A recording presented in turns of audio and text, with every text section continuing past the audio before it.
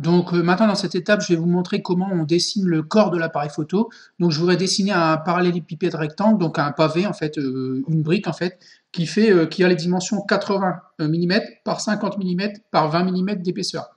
Donc alors, avant de commencer, alors un truc dont je ne vous ai pas parlé juste dans la vidéo précédente. Donc vous avez ici un arbre de création en fait. Ici en fait, pour l'instant on est à origine, mais en dessous vont s'ajouter en fait tout ce que vous allez dessiner en fait. Donc pour l'instant on n'a rien dessiné, donc il n'y a rien en dessous d'origine. Mais ici, on y reviendra un petit peu après dans la vidéo. Ouais. Tout ce que vous allez dessiner, ça va s'ajouter ici. Ça nous permettra de revenir dessus en fait. Si on s'est trompé dans des dimensions, etc., etc., on pourra modifier ce qu'on a dessiné sans aucun problème. Donc vous retenez bien, on s'est arrêté sur origine. Voilà, vous allez voir que ça va se rajouter ici. On va voir ça en allant. Donc en fait la méthode sur SolidWorks pour dessiner un volume c'est toujours la même, on commence par dessiner une esquisse en 2D, c'est-à-dire qu'un dessin en 2D tout simplement. Donc on dessine tout simplement un dessin en 2D, puis après on lui donne de l'épaisseur par exemple, ou du volume. Donc tout simplement vous allez cliquer sur l'outil esquisse qui se trouve ici à droite de l'écran, donc voilà esquisse c'est le petit crayon, voilà. Donc une esquisse c'est un dessin en fait. Voilà. Alors vous avez plusieurs outils qui apparaissent, donc l'outil ligne, l'outil arc par son centre, l'outil arc tangent, l'outil arc par 3 points, l'outil cercle, l'outil spline, donc c'est une ligne courbe, l'outil polygone, l'outil rectangle, l'outil point, et en fait l'outil ligne de construction. Voilà. Donc nous, comme en fait on veut dessiner un parallélépipède rectangle, donc on va commencer par dessiner un rectangle. Donc tout simplement vous cliquez sur rectangle, voilà, donc j'ai cliqué sur rectangle. Et ensuite vous cliquez sur l'origine. Donc vous allez voir en fait le curseur pour l'instant, il est blanc en fait, c'est un carré, enfin c'est un rectangle blanc. Quand vous allez cliquer sur l'origine, voilà, il va se transformer en carré orange. Donc là, si vous êtes sur l'origine, donc vaut mieux commencer à l'origine, c'est plus simple. Ensuite, vous cliquez et sans lâcher, vous glissez, voilà, et vous dessinez au hasard, vous ne vous occupez pas des dimensions, vous dessinez au hasard un rectangle, voilà. Donc là, on a fait une esquisse 2D, donc ça c'est un dessin à plat. On va maintenant le coter, c'est-à-dire qu'on va le dimensionner, on va lui donner des dimensions. Donc j'avais dit que je voulais un rectangle, un parallélépipède de 80 par 50 par 20. Donc on va commencer par faire par côté le rectangle qu'on a dessiné. Donc tout simplement, vous cliquez sur cotation, qui se trouve ici, voilà, cotation, voilà. Et ensuite, tout simplement, vous cliquez sur la ligne que vous voulez coter, donc vous cliquez sur la ligne, vous éloignez et vous posez. Voilà. Donc voilà, on va vous demander la dimension. Donc comme ça, c'est la longueur, on va mettre 80, voilà. Et on valide avec la touche entrée. Alors on est toujours dans cotation, c'est encore cliquer. Donc on clique sur le bord gauche ou droite, comme vous voulez. Vous éloignez. Alors vous cliquez sur le ligne, vous éloignez, vous cliquez pour poser. Et là, on met 50, voilà. Et on valide avec la touche entrée. Donc là, du coup, on a rectifié, on a commencé par dessiner au hasard. Et ensuite, on rectifie avec l'outil cotation. Voilà. Donc si vous voulez modifier une cote, si vous êtes trompé, il faut cliquer. Alors il faut sortir de cotation.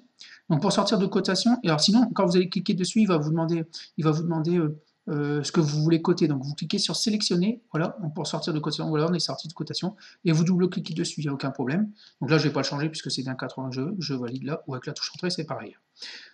Donc une fois qu'on a dessiné une esquisse en 2D, on va donner de l'épaisseur à ce dessin en fait. Donc c'est là qu'intervient le bouton de fonction basse, bossage extrudé. Donc si on regarde bien le dessin en fait, le petit dessin du bouton, on voit qu'on rajoute de la matière là envers. Voilà. Donc ça c'est ce qu'on veut faire en fait, on veut donner de l'épaisseur.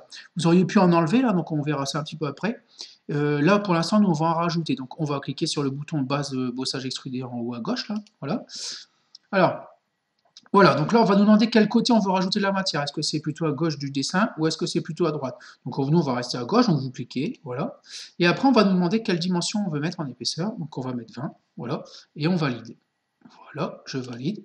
Voilà, donc là, j'ai dessiné ma brique qui fait 80 par 50 par 20. Donc si je veux revoir mes dimensions, tout simplement, alors je fais enregistrer de temps en temps, donc la disquette, voilà. Alors si je veux revoir mes dimensions, je double-clique sur le volume. Donc là, je vais double-cliquer, voilà. Alors je revois en fait, donc là, je vais prendre translater, pardon, et je vais vous montrer. Alors, il y a le bouton dont je vous parlais tout à l'heure. Donc là, il y a translater, c'est pour de droite-gauche au bas, voilà. Il y a rotation de la vue, voilà, qui va nous permettre de faire tourner l'objet, voilà, en 3D, ok, donc je vais essayer de le remettre correctement. Et il y a, alors d'autres, je vais le tourner, allez, mieux comme ça. Voilà. Alors il y a d'autres boutons, donc zoom avant, arrière, je clique, alors je clique et je glisse pour m'éloigner. Alors je vais faire exprès de ne plus le voir. Voilà. Il y a le bouton, alors j'en saute un volontairement, je vous montrerai après. Il y a le bouton zoom au mieux. Donc par exemple, admettons, vous savez plus où vous en êtes. Voilà. Vous cliquez sur le bouton zoom au mieux.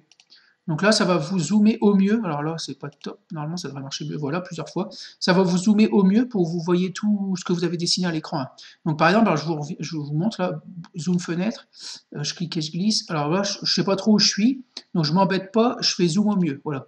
Donc ça va zoomer au mieux pour qu'on voit au mieux ce que vous avez dessiné, hein. Donc si vous voulez faire disparaître les dimensions, donc vous double-cliquez dessus. Vous cliquez, pardon, pas double-clic, vous cliquez. Voilà. Alors, ensuite, dernière chose, donc on va zoomer au mieux, hein. On va zoomer au mieux, voilà. Alors, dernière chose. Alors, dans l'art de création, tout à l'heure, je vous ai dit qu'on s'était arrêté à origine. Donc, en fait, on a fait deux choses.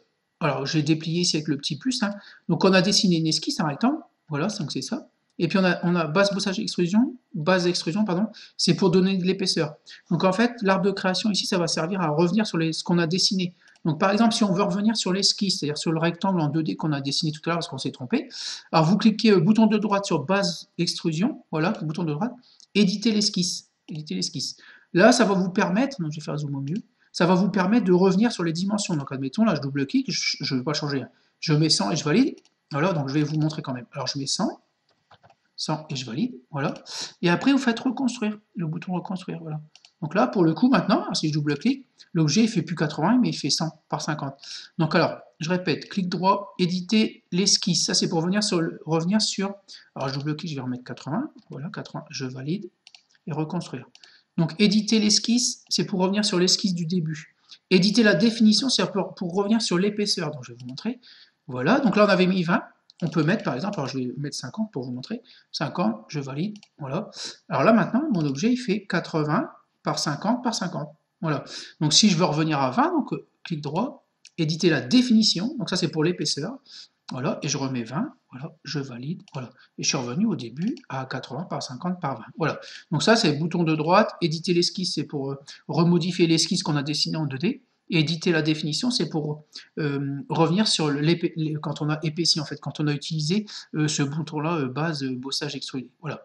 Donc voilà. Donc en fait, aucun problème dans l'arbre de création. On peut revenir sur ce qu'on a dessiné, il n'y a vraiment aucun problème. Donc vous n'oubliez pas d'enregistrer. Voilà. Donc voilà pour la création du corps de l'appareil photo.